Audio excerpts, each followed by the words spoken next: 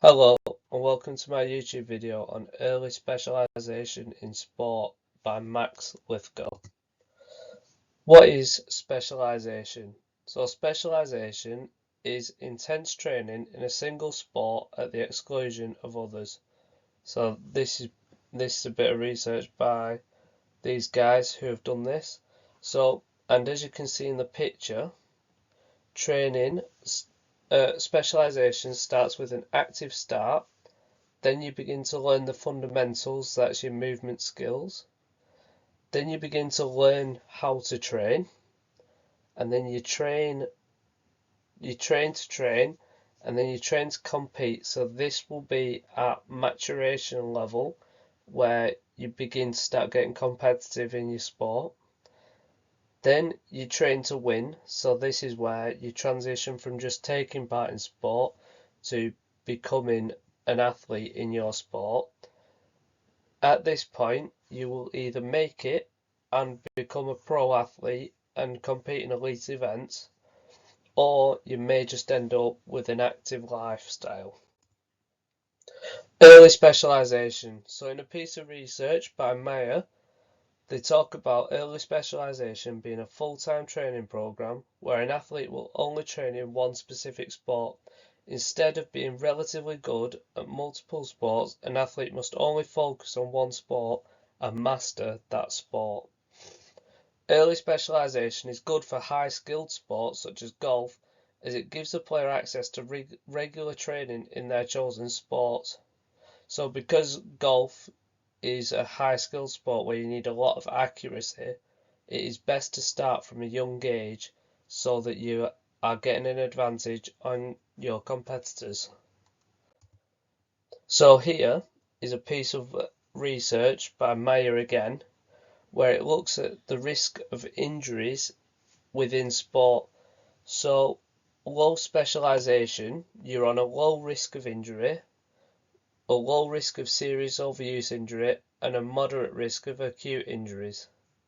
If you're moderately specialised, so this is where you train for less than 8 months of the year in your chosen sport, you're at a moderate risk of injury, a moderate risk of serious overuse injury, but you're at a low risk of acute injury. And if you're highly specialised, so you're training for over 8 months of the year, you're at a high risk of injury, a high risk of serious overuse injuries, and a low risk of acute injuries. So if you look at the overuse injuries, this is because specialising in sport, you will be using certain muscles at certain points and not doing a full body workout. So by not doing a full body workout, you are putting the muscles that you use the most in that sport at risk. So some positives of early specialisation are that it gives an athlete an advantage on participants who specialise late. So because they've been training for many years longer than other participants, they will gain an advantage. It can help with self-confidence. This is because as the athlete begins to get better, they'll feel better in themselves and feel that they can compete at a higher level. It can regulate emotions in sport.